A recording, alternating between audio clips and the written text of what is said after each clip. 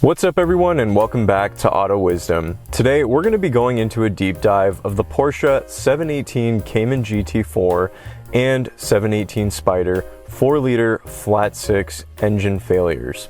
Now I do want to preface this video by saying that this is not meant to be fear-mongering, because truthfully there is a very limited number of examples and cases of engine failures that have been documented on the 718 platform with the 4-liter flat 6.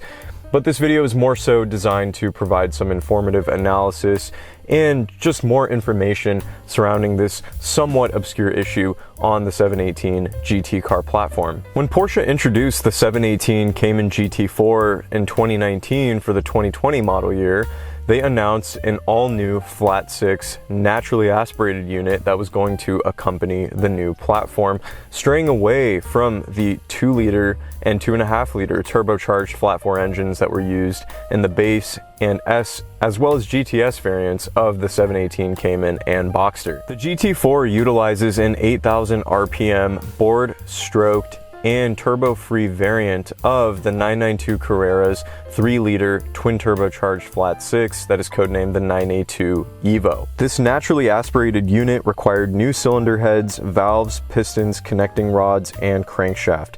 The intake manifold with 2 resonance flaps is also new, and the breathing 6-cylinder makes 414 horsepower at 7,600 RPM, as well as 309 pound-feet of torque from 5,000 to 6,800 RPM, which was an increase of 29 horses over the 2016 981 GT4 that made identical torque. Now that this platform has been out on the market for several years, there have been some reported instances as well as Porsche factory recalls for specific components with the 4-liter flat 6 that have contributed to some documented cases of engine failure. And the first of this will start with a recall that Porsche initiated back in 2021 for some conrod failures relating to the engine. Porsche issued a recall for approximately 190 vehicles, including the 2021 model year Cayman GT4, 718 Spider, as well as the GTS 4-liter, due to defective connecting rods. These rods, which essentially connect the pistons to the crankshaft, were found to potentially crack or actually loosen due to certain manufacturing defects in their surface material. This could have led to catastrophic engine damage, stalling, oil leaks, or even fires in a worst-case scenario, which posed significant safety risks.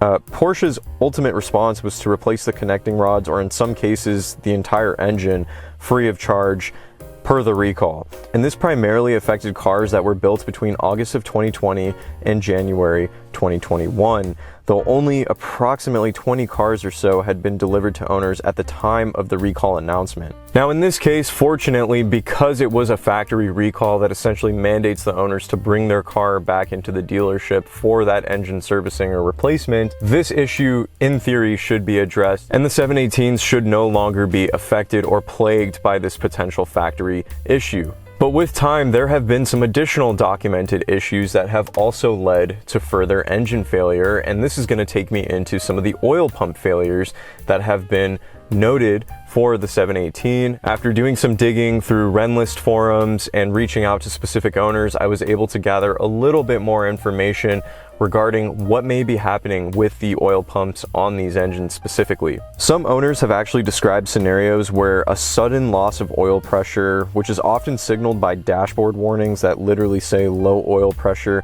have resulted in engines shutting down or running incredibly rough before failing completely. In some of these cases, metal shavings were found in the oil filter as well as the oil pan after the dealership was able to inspect the vehicle, suggesting internal damage, with suspected culprits being the oil pump lockups or failures that have disrupted lubrication. And what's interesting is that this issue has been noted in cars outside of the recall batch, including some 2023 models with very low mileage. For example, one owner on Renlist documented a failure occurring at 382 miles. So as of now, the issue is too sparse relative to the number of GT4s and 718 Spyders, as well as GTS 4 liters that have been produced in total, and there are many dozens upon dozens that are driving out on the street without issues. But it does seem that potentially some oil pump issues are present with the engine. What specifically causes the oil pump to fail is very difficult to determine and figure out, but it does seem as though there is some sort of internal lockup or something that occurs that just prevents it from allowing the engine to receive sufficient lubrication, therefore leading to a lot of internal damage with the engine, hence why you're seeing all this metal debris in places such as the oil pan as well as the oil filter. Finally, another very sparse and rare issue that has been reported but not common by any means are the variocam actuator bolts failing on the engine, which has actually led in certain instances to engine failures. So the bolts that secure the variocam actuators control the camshaft timing on the engine, and these aluminum bolts have been implicated in rare instances of engine failure by potentially shearing or loosening under stress. There have actually been some aftermarket solutions created for this issue, such as steel bolt replacements from companies such as Damon Motorsport, that have been adopted by some owners to mitigate the risk, though Porsche has never actually officially recalled the engines for this specific issue. So while this perhaps may be the rarest of issues that can contribute to engine failure, it is still worth noting simply due to the fact that some owners have experienced these issues,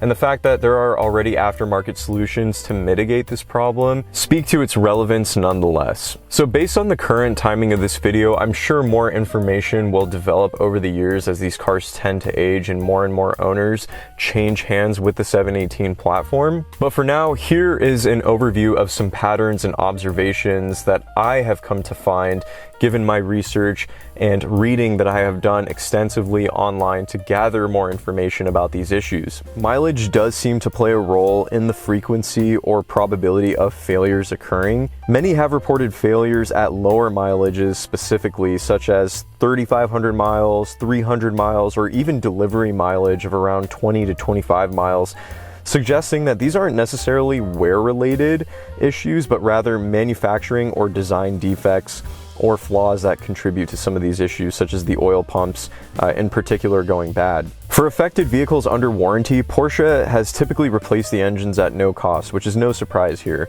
However, there is no consistent extended warranty offered post-replacement, which has left some owners a bit wary of long-term reliability. The 2021 recall, for example, with the con rod failures was proactive, addressing the connecting rod issue before widespread failures, but other failure modes, such as the oil pumps, have not been prompted a similar or broad response. As of today, there isn't a whole lot of public data beyond what was issued by Porsche for the 2021 recall. However, as mentioned earlier in the video, there have been sporadic reports of engine failures emerging on forums and documented through various social media platforms that have dented a little bit of confidence in long-term reliability for the 4-liter naturally aspirated flat sixes that are featured in the 718 platform. And once again, in no way is this video meant to steer away any potential or current owners from the 718 GT or Spyder platform, but what I do think is important is bringing light to this information and making sure that enthusiasts are aware of these potential issues.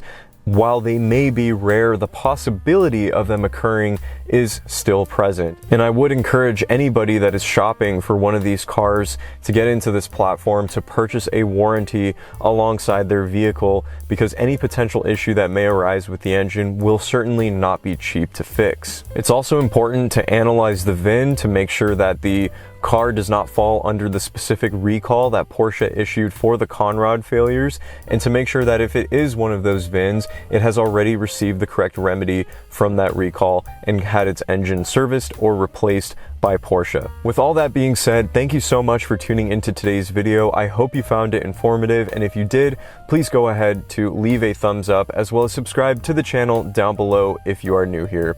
I will catch you all in the next one. Take care, everybody. Bye-bye.